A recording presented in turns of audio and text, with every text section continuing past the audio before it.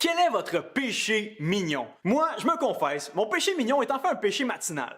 J'aime me lever aux petites heures du matin, sortir clandestinement de mon lit, marcher sur la pointe des pieds pour être sûr de ne pas réveiller ma femme, sauter dans le char, à moitié réveillé puis à moitié habillé en pyjama, pour aller me chercher un bon café McDo, 2 crèmes, 1 sucre avec un muffin canneberge et orange. Muffin au canneberge, là, c'est comme une grosse salade au canneberge, là, c'est santé. On dit d'un péché mignon que c'est un petit plaisir auquel on s'abandonne volontiers, même s'il aurait potentiellement quelques faibles conséquences négatives sur nous. L'expression péché mignon est pourtant trompeuse en elle-même, car elle rapproche deux termes qui sont complètement contradictoires. Péché et mignon. Pour ceux qui ont dormi dans leur cours de français au cégep, on appelle ça un oxymore. Unir deux termes qui vont complètement à l'encontre l'un de l'autre. C'est un peu comme dire une clarté obscure, un bruit silencieux, un politicien honnête. Bon, je blague, je crois que ça se trouve encore, même si c'est une espèce en voie de disparition. Tout ça pour dire qu'un péché mignon, ça n'existe pas. Un mignon qui pêche, oui, on peut trouver ça, mais un péché mignon, j'ai jamais vu ça. Le péché n'a vraiment rien de mignon, même pas sa prononciation. Péché? Mais ça veut dire quoi exactement le péché? Je pourrais élaborer ici sur la définition traditionnelle du péché. Enfreindre la loi divine ou désobéir aux prescriptions données par Dieu. Mais je doute réellement que ça va résonner dans votre esprit. En fait, vous me répondriez sûrement quelque chose du genre « Chaque personne a son propre idéal éthique et c'est différent pour tout le monde.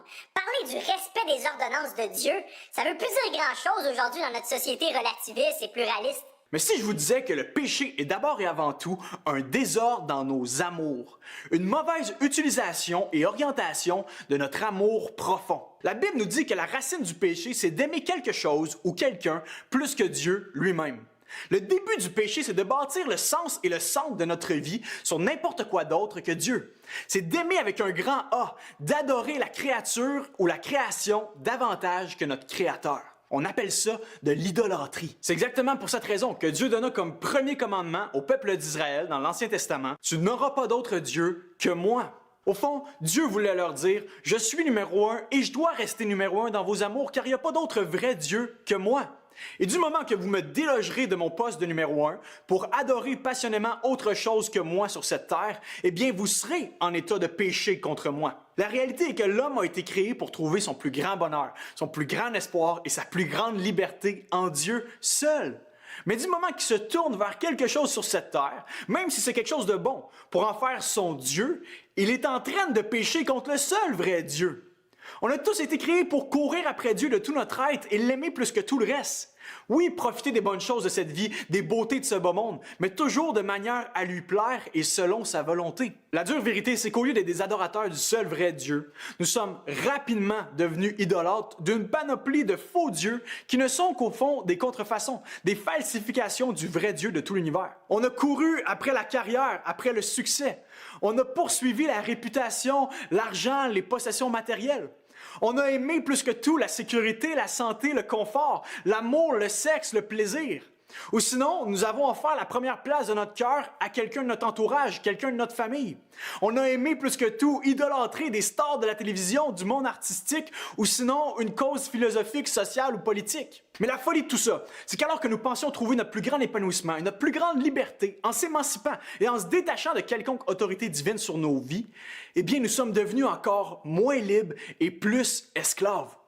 Car lorsqu'on vit pour autre chose que Dieu, on finit toujours par perdre le contrôle et tomber dans une forme d'esclavage quelconque. En mai 2005, le grand romancier David Foster Wallace a prononcé un discours de graduation au Kenyon College, cherchant à démontrer que tout ce qu'on vénère ici-bas finit par nous désillusionner ou nous dévorer vivants. Il a dit aux gradués et aux gens qui étaient présents, « Si vous vénérez l'argent et les objets, et si c'est là que vous puisez le sens de votre vie, vous n'en aurez jamais assez.